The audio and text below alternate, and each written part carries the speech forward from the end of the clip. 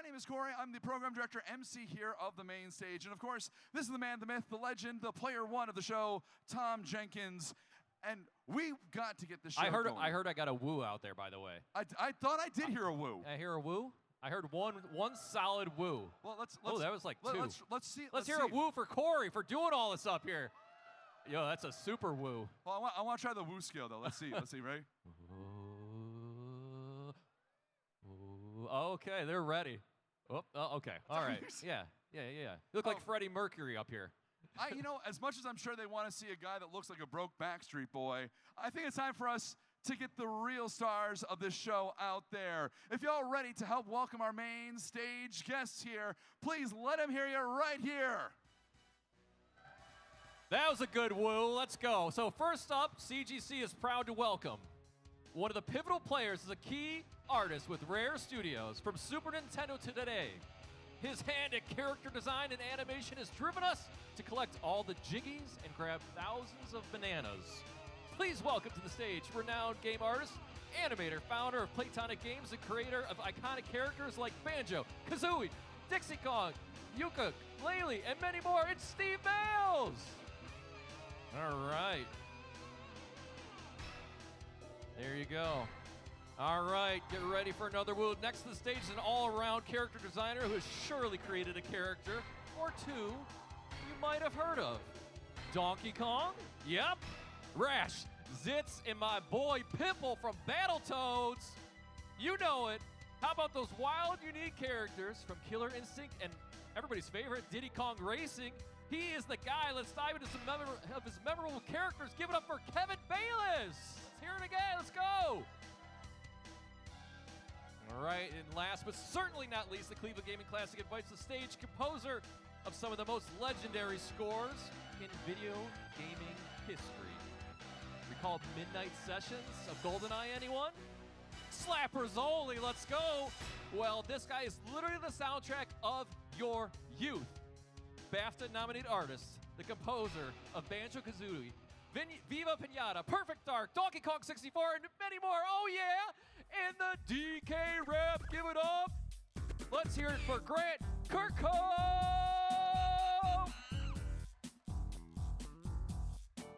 DK, let's go. How was that, Corey? Tom, that was pretty good. Hey, I'm looking for a job next year, maybe. Let's go. You got a pretty big job. In fact, All he's right. going to head out and do a bunch of other stuff. DK. I'm going to pass it to you, Corey. Have a good show, guys. I agree. Gentlemen, first off, welcome to the Cleveland Gaming Classic stage and the show. How's Cleveland been treating you so far? It's been very good, but slightly jet lagged. So I live in LA now, so I'm 3 hours behind. So get here at 9 in the morning is a bit rough. So it's quite rough this morning, but I'm feeling a bit better now. What about you? But these guys came from the UK, right? Yeah, it was quite a long journey yesterday, wasn't it, Steve? I think we got up about 4 a.m. to catch the flight at midday, and then we've got an extra 11 hours on top and everything. But we're glad to be here, so thanks for having us. So. Yeah, we just seem to be traveling forever, but like Kev says, it's well worth it when we get here. You guys are fantastic. First world problems. Fantastic. Now, gentlemen, what I think was really amazing about you guys coming out to the show here, we actually published what I call the pre-show programming form. And I had a bunch of friends of CGC. They actually submitted the questions, so all of this panel is coming from all the friends out there at the Cleveland Gaming Classic. And I'm excited to dive into some of these questions. But one thing that I think we should start with is this journey that you guys took by being part of this iconic group, this rare group. You've seen it go through the legacies as it was all part of our formative youth, and now it's become part of a nostalgic footprint that resonates to game design today.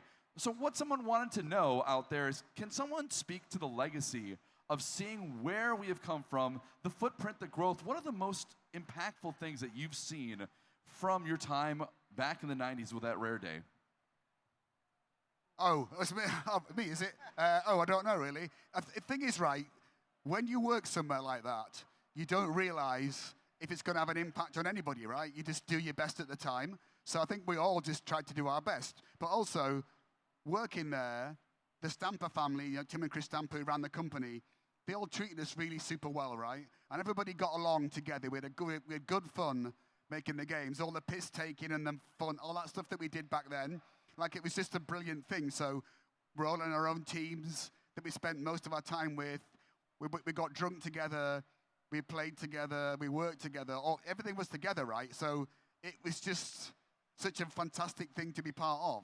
And you have no idea if it's going to last 6 months or 6 years or 30 years like it has now, right? So only you're the people that decide what lasts. It's not us, right? We just do our best and hope for the best. So you never know. And I feel also back then, you had to wait for the magazines to review the games because, you know, the internet was super young, so that didn't really happen. So you waited a whole month for like Nintendo Power or whatever it was to review the game. You had no idea if anybody liked it. And like the fact that people still talk about some of these games from we did back then 30 years later is as amazing to us as it probably is to you. So we find that it's super humbling and super heartwarming, but we had no idea at the time that anything that we did would mean anything in 10 minutes. Never mind 30 years, right? It was a long time ago that I started working at Rare, and I think for me, when I look back and I see that everything was on paper to begin with, on tracing paper, and we're drawing everything with pencils, and then it went from that to a pixel editor, and then from pixels to polygons, and now we've got millions of polygons and fantastic ray tracing and amazing graphics and amazing sound. I think that we were really fortunate to be able to get into the industry at the time that we got in, because that's never going to happen again. The evolution, the way that the games have gone, and they look like a movie now. There's nothing that we can do that will make them really look any better. So you can go as far as your imagination can take you. But back then you had to walk away from what you drew and screw your eyes up and look at it from a distance to try and imagine how it would look on a CRT screen on a TV. So yeah, I'm really grateful that I was able to see that and see those changes happen during the time I was at Rare up to the present day, I think. Yeah, I mean, it was just a case of being in the right place at the right time, really, because I thought, you know, I was an average artist, I was an average animator, but I really tried my hardest. I put in the work. I mean, I'm a little bit self-deprecating, you know, maybe I'm better than I think I am, but it was just a case you're not. Oh, cheers. It was just a case of being in the right place at the right time, and I rather naively thought those years will go on forever, because that golden period of Rare was really only from, shall we say, like 1994 to 2000. So you're saying like 6 years, which looking back now isn't long, but at the time it felt like a long time, because we were all putting in so many hours, apart from Grant, of course. It was always first out the door at 5, while me and Kev were still there. That's very true. Me and Kev were still there at midnight slaving away. But when we come to places like this and people come up to us and say, oh, you know, your games, your characters were part of my childhood, that's something that, you know, it'll never not be special, and it's, you know, it's just fantastic. It's really humbling when people say that stuff that we've done, and everybody at Rare, because it's not just us, with a lot of people working really hard, that all the work that we've done has inspired people, because none of us set out to inspire anybody. We were just making games, and perhaps something inspired us to create what we created. So it's just amazing to see that, yeah, people took notice of it and it made people smile. So that's the most humbling thing, I think. So. What I pull out of that somehow, and just the relationship that the three of you gentlemen have, and I don't exactly know the point to make, but it's the spirit of like camaraderie and knowing that you're going to be in the thick of it, that you have a huge project in front of you, but somehow you find a way to work together to make it all happen. Is there like some kind of real spirit of collaboration when it comes to putting these games together? Obviously, each of you have your own domain: animation, character design, music, of course. How does that work in the world of like video games, like collaborating together, staying up till midnight and then staying up till 5 again because you realize you're just on a tear or something? Yeah. I think you have to be quite methodical, just take everything one stage at a time. But you have to have confidence in the leader of the team, which is often the lead designer. You have to have the confidence that that person, what he's asking you to do, is going to be like a good idea. So you can like put 100% into it, and you will. And we were there till midnight because you're completely bought into these ideas that are like coming down from the top. So, I mean, that's the only way. I mean, you always want to be proud about what you do, but it makes it so much easier if you've got like belief in every other aspect of the production, really. I can imagine so, and it feels very much similar to how we put this show together, right? We get on a tear, we figure out how is it that we get to the point. I spent hours putting all the animations, the shows together, so I can feel that spirit of creativity, but this actually leads to a question that was submitted to us, and we've got a great group of people over in the indie developer area. We got a bunch of different areas in Cleveland, Kent State, the Cleveland Institute of Art, that are in the world of game design. And someone was just kind of curious where you guys are now today. What does a day in the life look like? How does that like manifest? Or is it like so, I'm not sure, and it just happens however it goes based on what's in front of you? No, I do the same thing every day, 7 days a week. And it never changes. I start work writing music about 8:45 in the morning, and I go to about 1 or 2 in the afternoon, and then I get a bit bored, and then I'll go and get the groceries or something else, and then I'll come back, and if I'm busy, I'll do a bit more late at night. But I've got to say, being at Rare for that, I was there like 13 years, doing a 9 till 5 job, so you knew to write music, you start at 9 in the morning, and you finish at 5, right? And I think a lot of times composers sort of like to sit in a darkened room and wait for the hand of the Lord to hand them a song, right? And be inspired. Like, I don't do that. I'm very workmanlike. I think we all are. We got used to going 9 o'clock, we make a start. 5 o'clock, we go home. Or for me, 5 o'clock, they was at midnight. And then the next day, you do the same thing again, right? So it's a great mantra to get into. So I learned to write music at the same time every day. So your mind's ready for it. Your brain's ready to go. I need to start writing music at 9 o'clock, 8:45, whatever, right? So I feel like it's a great thing to get into, like that way. I think, because sometimes people want to be inspired or inspiration. I'm not like that. I'm just very workmanlike. So, please, Kevin. Personally, I don't tend to really stop because from 9 to 5 or 8 till 4 or whatever hours I work now, they're not as long hours that I used to work at Rare because Tim and Chris always used to push the philosophy that if you only work from 9 to 5, you only get a 9 to 5 game. Whereas 9 to 5 music. So true, so true. When you're a bunch of people and you're 20 of you working on a team together, and once one person starts to go home, then the team weakens a little bit. And so if everybody's there, it kind of encourages you to stay later. And so, we worked very, very hard every day, but we also made sure that we all played very hard at the weekends, and we communicated, we go on holiday together.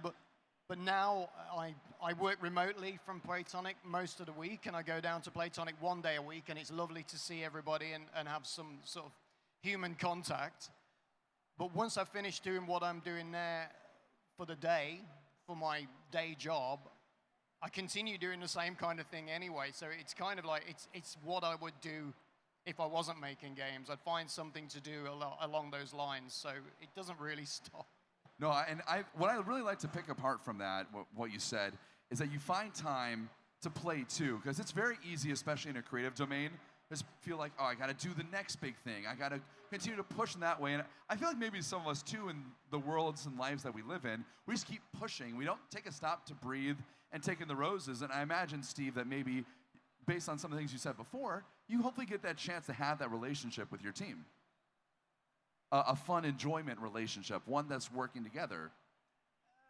Yeah, I mean, I don't think any of us do the crazy hours like we used to, because it was unsustainable. It's just what we used to do, when we were young and we were foolish, and but it just seemed like the right thing to do at the time. But there's definitely where we work now at Playtonic, there's definitely a really good work-life balance.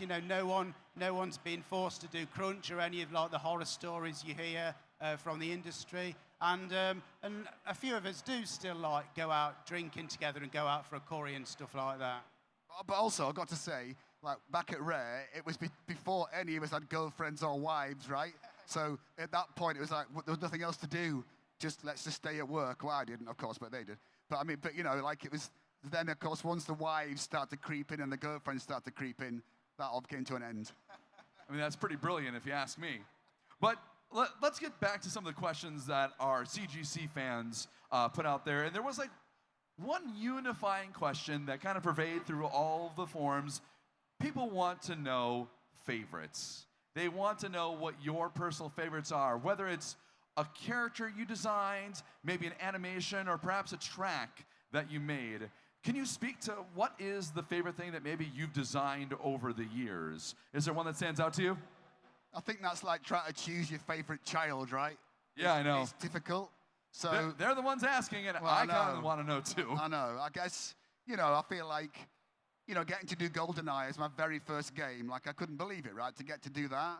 And the fact that the watch pause music's become this thing that everybody thinks is amazing. That's fantastic. I mean, Banjo-Kazooie was the first game I did all the sound for, all the sound effects, all the music. But equally, later in my career, like working on World of Warcraft, I was a massive World of Warcraft player. To get to work on that was amazing a couple of times, And to get to do 2 Mario games, I mean, for God's sake, if someone had told me in 1995 when I started, I'd get to work on 2 Mario games, I'd think they were crazy, right? So for me, that's amazing. Each game was very different to develop, and usually the team was very different. It was a different group of people. Occasionally, the team might go on to continue working on another project and then start to expand and get some more team members. But it's hard because you've got certain memories from certain parts of development on certain teams. But I would say that for me, the Diddy Kong Racing development process was the most fun I've ever had in development. We were all on the same page. We all loved racing. We'd suddenly got this new 3D environment, the N64 to explore. And it was just great fun. But then I loved Killer Instinct because the new technology that we had there, the 3D, the motion capture that I was experimenting with, it was just so different to Diddy Kong Racing. 2 completely different flavors of game there, but they both have a really special place. And you just remember certain days when certain things happened, and you'll never shake those, and you can't buy the memories. They're fantastic. And just to loop back, and Diddy Kong Racing, let's first say, what a revolution of a game, right, everyone? Like, we hear this game. You can't beat me! I only dreamed to hear Whizpig on my stage. And we got there. There's something about that game, though. It's just so, like, you keep exploring and you get into it, and the same with almost like, Donkey Kong Country 3, there's a whole world that you go and dive into, and it's the unique character designs and everything around it. I'm now speaking out professionally. I just think it was amazing. I had so much fun. And also Diddy Kong Racing, we just get introduced to all these characters, and all of a sudden they have like this legacy, and you don't know what they're about, and we slowly learn about Banjo-Kazooie. What about Conker? We see them come out. It truly was such a cool design. That was really weirdly brilliant the way that worked out, because I got 2 characters for free because Banjo-Kazooie wasn't quite ready, so we managed to get Banjo in there, and I didn't have to design the character or anything. I just took Steve's model, polygonized it, and made a lower quality version for the car, and then Conker, of course, got put in there too. So I got two characters I didn't have to do very much work on. Well, Steve, you alluded to it, talked about Banjo-Kazooie. Do you have any kind of favorite when it comes to design or anything like that? Or is it really just truly that same choosing between your children? I mean, I'm completely driven by money, so I'm always going to choose what was the most financially successful character. You know, as they say, this is the way. Yeah, absolutely, which is Banjo-Kazooie. But there's been so many great projects I've been lucky enough to be part of, like the whole Donkey Kong Country. The first 2 games were it's so magical, creating that world and working with that technology that the world hadn't seen before. And we were so excited to show people, because in those days there was no internet, so there was no danger of anything leaking out. And that was incredible. But then working for the first time in real-time 3D with Banjo and being able to create a world of our own characters was also incredible. And then more recently, when we left Rare, a few of us left Rare to form Playtonic, just kind of thinking, have I still got this? Can I still do this? Because I hadn't had the chance to do. Look how emotional he's getting about it. His eyes have glazed up. I hadn't had the chance to do this sort of character game at Rare for many, many years. So the way that ukulele turned out as characters, you know, without too much trouble, that was a high point as well. But I've got to have a shout out to an old favourite. Got a soft spot for Grab by the Ghoulies. Any Ghoulies fans? Yeah. Wow, that's a good shout. And don't worry, Steve, I know the Ohio elevation. That's the water in the eyes, Kevin. Sorry, I hate to say it. So there's another one that kind of was a unified question I saw a couple times on the forum. Again, I think it's going to our friends at the indie developer area. But between Banjo-Kazooie, Battletoads, there's this unique design element that this group that you guys worked with has underneath it. Can you speak to what are the things that inspired you in your creative process along the way? Was there, you know, maybe a 70s cartoon or something that you look back and you're like, oh yeah, I guess that was truly an inspiration on me? I mean, I just copied Kev's stuff. Like, Banjo is basically Donkey Kong with like a longer nose, and most of the Donkey Kong Country characters were just Donkey Kong's mouth, like extruded out to make like the body of a fish or the body of a crocodile. We had to do that to make. I mean, it was a matter of working smarter, not harder. We were trying to reuse assets, and so that's what we did. We borrowed bits and pieces from other models. Yeah, but I think we tried to play to the strength of each particular game and the system it was on. Like, for example, with the early days of 3D with Banjo, I think like the stylized animal characters worked a lot better than, say, like the human characters in, say, Goldeneye, just because we're able to use very simple stylized shapes that read very well. And truly, that's kind of what you have to do. Is I feel like, especially maybe back in that day, and maybe you could speak to it a little bit. Another question that I kind of had was back in those days, you had to do things like reuse assets or find creative ways to recycle things. Disney did it. They did it a ton in all their animation work. I think everything I grew up watching on TV, somebody asked me the same sort of question earlier on about the Killer Instinct characters. And there's a bit of everything that I was a huge fan of when I was a kid. There's the Jason and the Argonauts, there's the Predator, there's Terminator, there's Jurassic Park, all in. As soon as we had this box of tools with the software, the Power Animator, which is now known as Maya, you just, well, what can I do with this? And I think the software itself inspired us, because there was all of this, what they called natural phenomena. So you could make ice and reflections and fire and gas. And he said, well, I've got to use this. And so I'll make a Human Torch character, and I made Cinder, and then I'll make the T-1000, and I'll make it made of ice, and that was Glacius. And I think there was so much material out there that we'd all been growing up watching, and then finally we'd got this amazing box of tricks that we could actually make things look like they did in the movies. And so we were onto a winner with it, because with this box of tricks could do anything. You just had to learn how to use it. Honestly, that really does sound like some of the things that I do and the things that I do on stage or in between. Truly fascinating. And also, you kind of validated my own creative process. Thank you, Kevin. Appreciate it. Grant, obviously you have been responsible for some of the biggest earworms of our youth and today. What are some of your inspirations in creating that? Is it, again, that medium of the tools you had at the time? Also, someone definitely asked, and I would love to know, how was it to work with the 007 music score and translate that? Well, like, I'm a metal fan, right? I've been a metal fan forever, right? Ever since a kid. So I was a long-haired Judas Priest fan, right? So to get like a job was like, just to get a job was amazing. I just want to take a second to imagine long-haired Judas Priest Grant Kirkhope for a second. Can we just take a second to chef's kiss that? Respect. Truthfully. Yeah.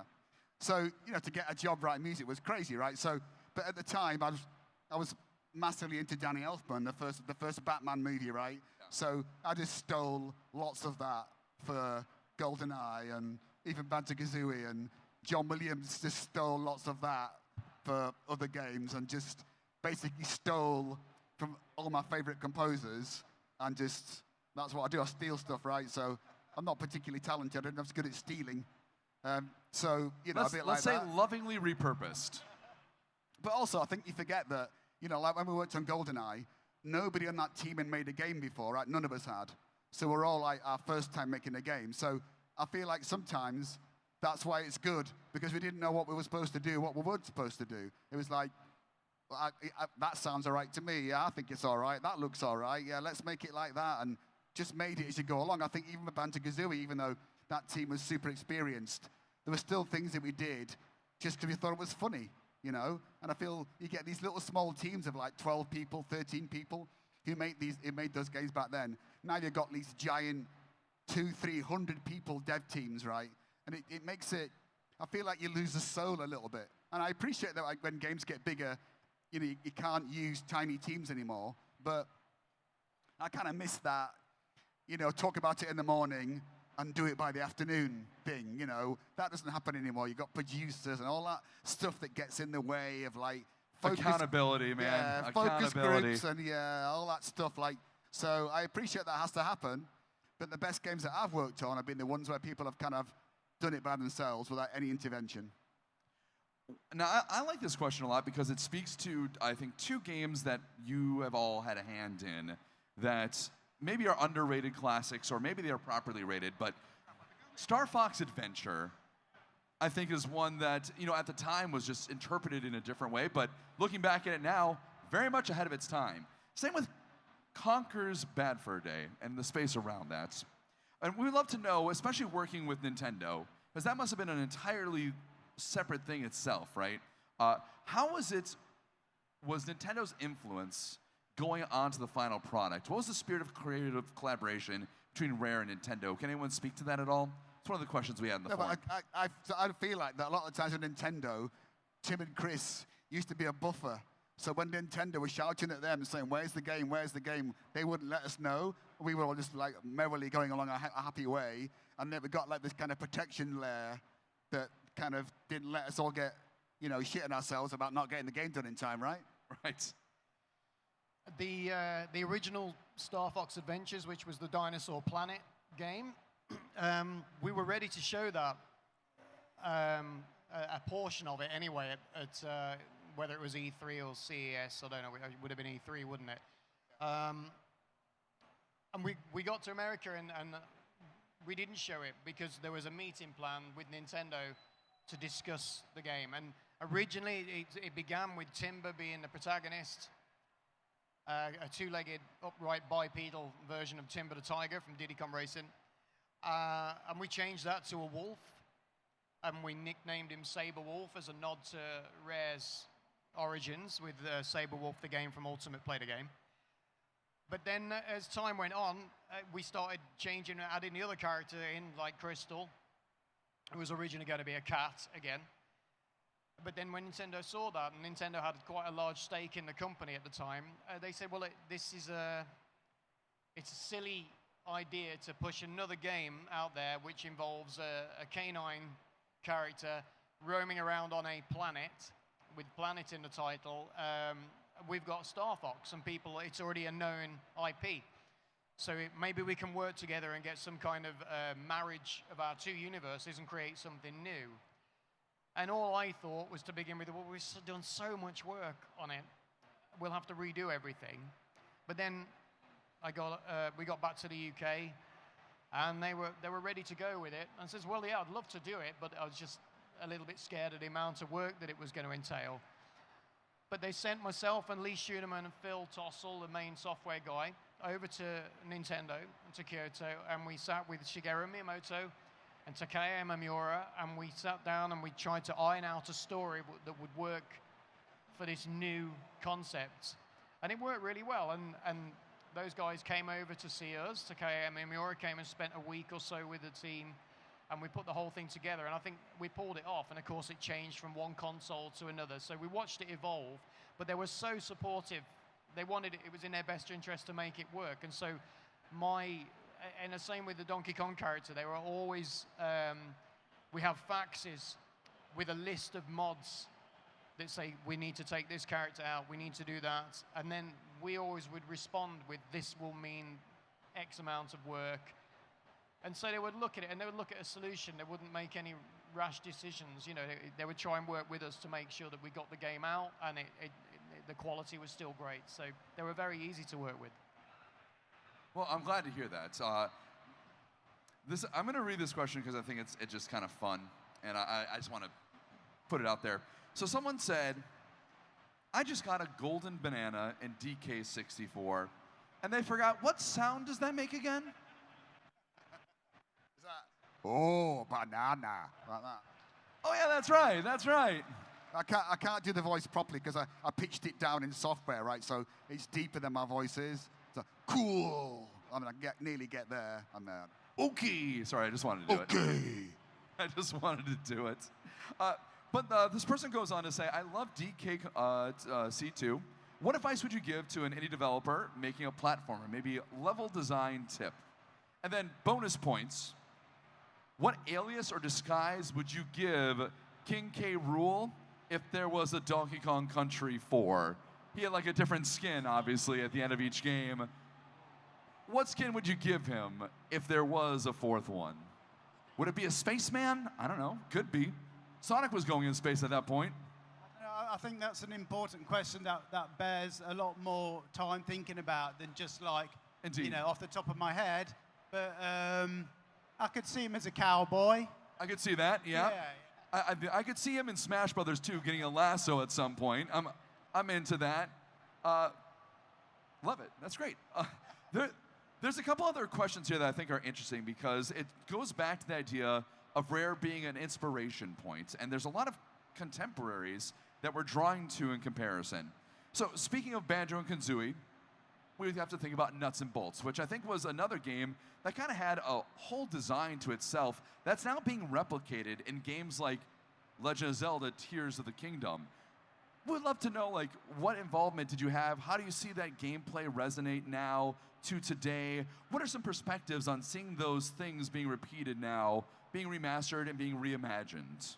I think Nuts and Bolts gets a bad reputation some of the time. And I feel, I remember when we moved to America, to Baltimore in 2008, and my son was like 5 or 6. And I remember when his friends came over to the house, they always wanted to play Nuts and Bolts because they'd never heard of Banjo-Kazooie, right? They just loved building the vehicles and building submarines and planes. And I feel like it really predates Minecraft, right? Like, you could build anything in Banjo Nuts and Bolts. It was completely revolutionary at the time. Just I think that it was maybe not the best idea to make it a Banjo-Kazooie game because people expected it to be a Banjo 3 type game. But I think the game itself and the mechanics were a bit ahead of the time, really, Truly, I mean, look at the Minecraft world that's so I out feel there like now. I think that really, and I think we originally were going to make Banjo-Kazooie again, but make it as a co-player. We'll make it as a co-playing game, so you can play with your friends on like 4 players on the same level, and remake the game like high res and all the rest of it, make it look fantastic. And the art people pointed out that it takes just as long to redo Banjo-Kazooie as it does to do a whole brand new game. There's no different, right? You've got to redo it no matter what. So Nuts and Bolts got thought about, and Rare bought the physics engine Havoc for the first time, and there was that game you could play at the start, wasn't it? You could bump blocks together, and that kind of inspired Greg to think of the whole building things out of blocks thing, and so that's how it kind of came around. And I left Rare just before it came out, so I was done with it, right? But I feel like it gets a bad reputation. I think it's only the old Banjo-Kazooie players that didn't like it. I think people who played the game for new and didn't know about Banjo-Kazooie thought it was great. That's what I think. Yeah, it just wasn't what people were expecting, for better or worse. And as Grant says, the vehicle building system was really good and revolutionary, I think. But it was just, I think the game was marred a little bit by having challenges that didn't really play to the strengths of the vehicle building system. A lot of the time it was, it's another race. But the most fun to be had was like treating it as a sandbox, like just creating the most crazy things. And I've seen some incredible things that people create online, things that the dev team never thought would be possible. And it was definitely, like you say, a forerunner. It's a bit of a cliche, but it was ahead of its time in many respects. I can't disagree with you guys. It truly was. And amongst all the different iterations, you guys keep your humor and your frivolity and fun inside of those games, which I always admire. But there's another comparison, too, because we are now in a different generation of the main donkey himself, Donkey Kong. Donkey Kong Bonanza just came out and radically kind of redesigned the character. Fun mechanics, real awesome game, but someone wants to know, how do we feel about the new design and look of the Donkey Kong that's in Donkey Kong Bonanza?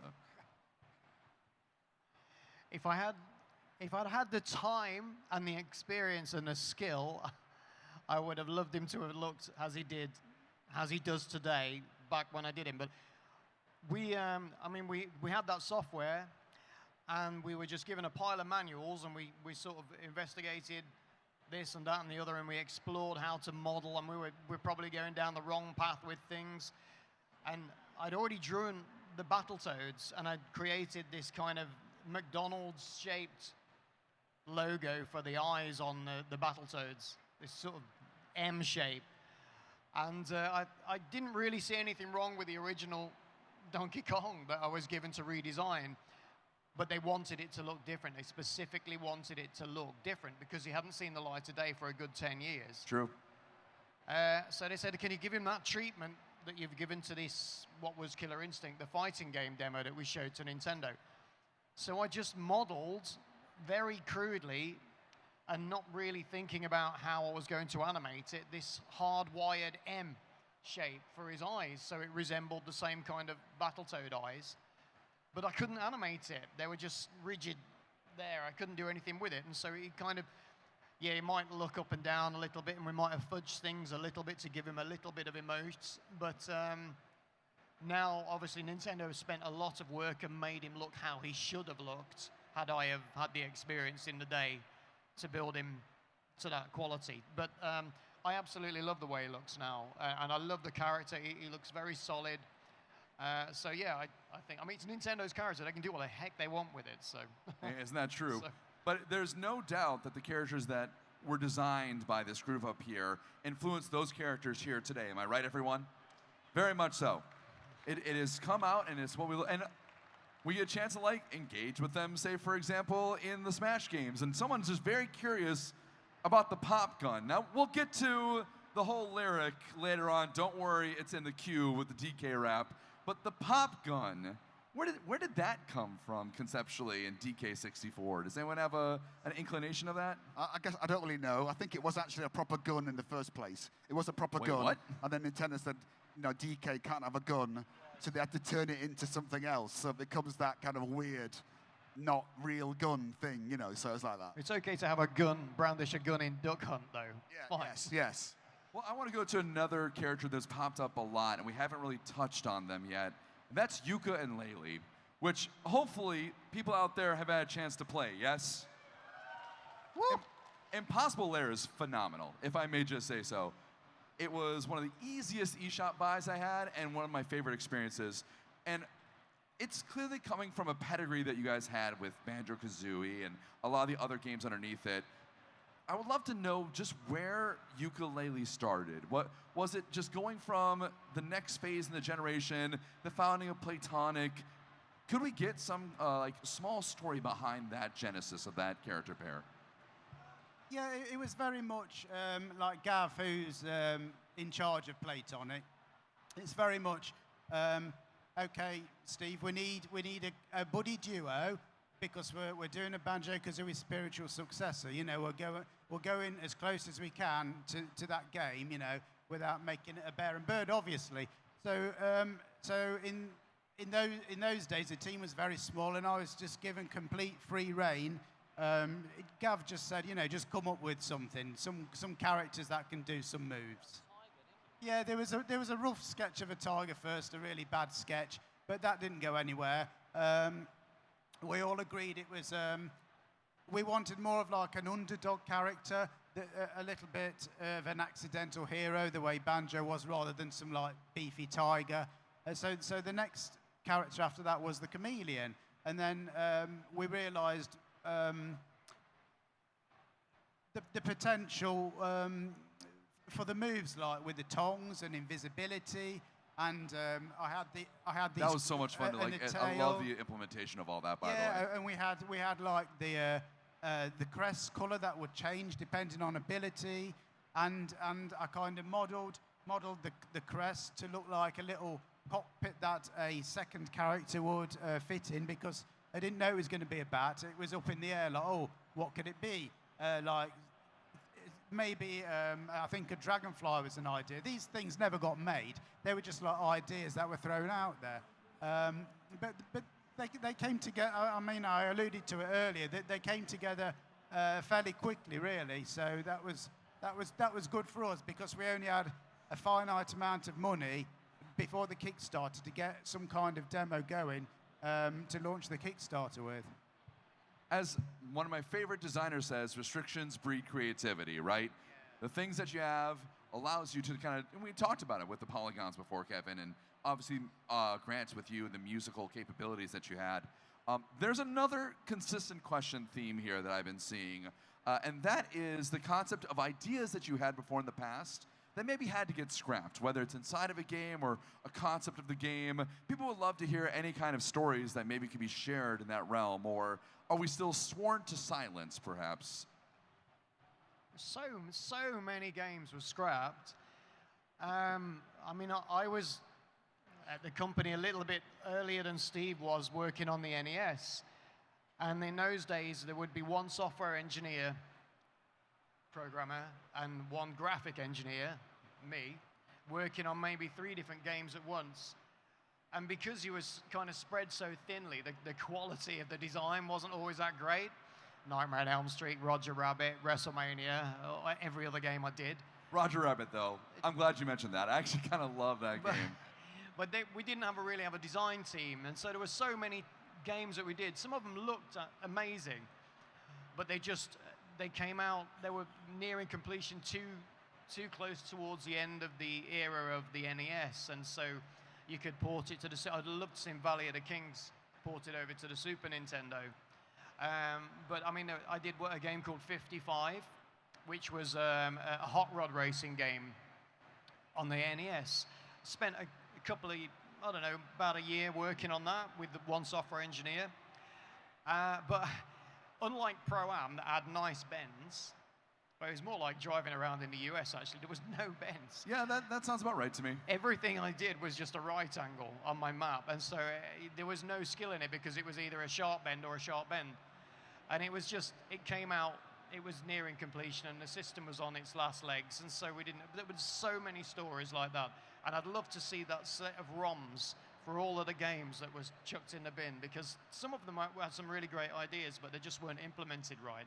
I'm sure. And, you know, by the way, you basically described my hometown in Wisconsin with all those roads. Just a side note. Sequels. People want to know about the return of these characters.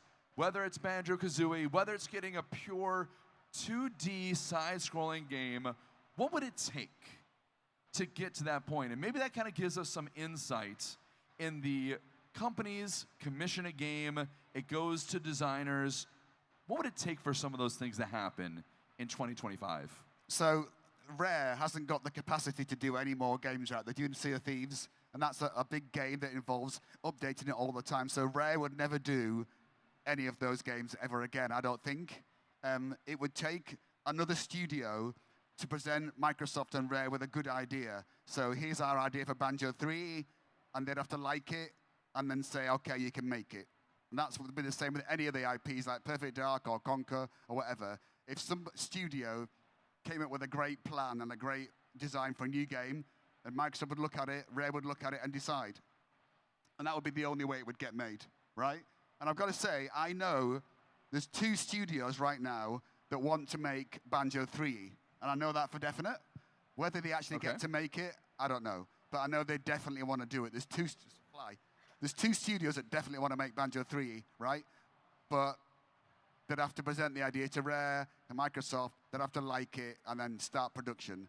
And also, I'm a little bit dubious about, I feel like the Banjo games in particular, because we're so close to those games, that humor is a very kind of British humor in those games, right? It's very kind of, it's got a weird quirk to it, right? I think another studio, would have to get that quirkiness, right? I think without it, it wouldn't be the same. So, so I'm not saying it's impossible. I just think it's unlikely. And also, one other thing is that all the hardcore Banjo fans like you guys, right? You're never gonna like a new Banjo game. You're gonna go, it's not the same. And no matter how hard people try, you're always going to go, it's not great. And so that's always the problem with trying to redo games that are that old. You guys are going to go, we don't like it. This is why we have to make new stuff. It's great, this whole convention. It's great talking about the past. And I know some things are better left in the past. When you rediscover them, it's not actually as good as I remember it. But we've got, at Playtonic now, quite a good number of the design devs and artists from those original teams. And why drag something out of the grave and rebuild it when you can make something new, but you've got the DNA from those hits back there? I mean, we say we've got many projects on the go. We haven't just got ukulele. Yeah, I mean, that's a perfect example. I mean, Steve's been working very hard with the rest of the team for the last couple of years, working on the ukulele, which comes out pretty soon. I've been October the 9th. October the 9th, everybody. Go and wishlist it and buy it now. On every system under the sun. But I've been fortunate enough to be spread around on different projects and a lot of smoke and mirrors, putting things together and just trying things out. And it's when we look at what we've actually got at the moment, we've got a great future and a great lineup of different concepts, all completely different genres. So why put banjo there anyway when you've got the creators that originally created banjo? Why would you want them to just recreate that old rubbish-looking bear with yellow pants on? Why not make something new? Because you did it before, and so I want people in 20 years' time to say the game that you guys made in 2025 is the new banjo. You know, things move on, don't they? They do. And I have to say, the last 2 minutes on the stage have been the most honest that the CGC stage has ever been, and I appreciate the heck out of that. But one thing, we got to wrap this up here pretty soon, but there's been so many questions, and if you have time, which you should and you will, you need to go check them out over there at their booth, because there's a ton of questions that still were not answered here. And if you want an opportunity, meet these guys, maybe get a signature, you definitely want to go and check them out over there. But I want to wrap up with something that got asked undoubtedly the most. That is the Donkey Kong rap. People love the Donkey Kong rap, and I think that's both ironically and unironically at the same time. Where did that come from? How that was? Was it just a product of the 90s? What's the high level on that? We got to know. So George Andreas, who was the lead designer on Donkey Kong 64, when DK came back on the Super NES, right, the start of the game, Dave Wise kind of morphed the old tune into a new, more updated tune, right? And so the plan was, we need to bring DK up to date into the 90s. Totally rad. And raps and hip-hop's a gigantic music force. So George's like, we need to do a rap. And I was like, all right, I'll do a rap, fair enough. But he wanted to be, there was a track at the time called It's Like That, It's the Way It Is by Run DMC and Jason Nevins. And it was quite a fast track. And I was like, no, George, it needs to be slow. You know, that funky Cold Medina track, I like that, right? And funky Cold Medina, thank you for that memory, thank you. And I found this drum loop on a synthesizer. I said, yeah, we're going to use this. And so I guess it's my fault. So George wrote the lyrics. I wouldn't call it a fault, I would call it a success, just side notes. But your interpretation is different to mine. We've got George and Chris Sutherland, who's the lead programmer on Banjo-Kazooie, were the rappers. And the banjo team was Steve, Ed, Greg, Chris Peel, with a chorus, DK, like that. And so I put it together and thought it was hilarious. Thought, oh, yes, it's so funny. Everyone's going to think it's fantastic. It's hilarious. But of course, everyone thought it was shit, right? So when it came out, I was slightly shocked that everyone went, yeah, Kirkhope's trying to write a really, credible rap track, and it's clearly rubbish. And I was like, well, yeah, it's supposed to be rubbish, really. But I feel like I've had to wait 30 years. But I think people kind of like it now because it's so bad that it's kind of good now. It's in that realm of being the worst rap track in the history of rap tracks, right? I fully admit it. And I also feel like the little kids who were not teenagers back then liked it, right? They got the joke. They danced around the lounge to it with the parents and thought it was cool. But the teenagers, and rightly so, thought it was shit because it was shit, right?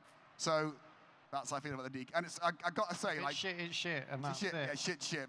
But bizarrely enough, I feel like with me, the DK rap and the Goldeneye watch pause music, you know, that thing that everyone thinks is amazing now. I feel like no matter how big an amazing orchestral piece I write now, no one cares.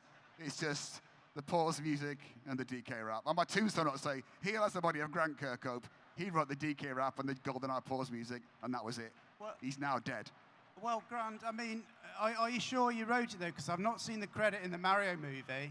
I beg your pardon? That's a good point. We don't talk about the Mario movie. That's why I avoided the topic, folks. But, you know, there was another thing unilaterally.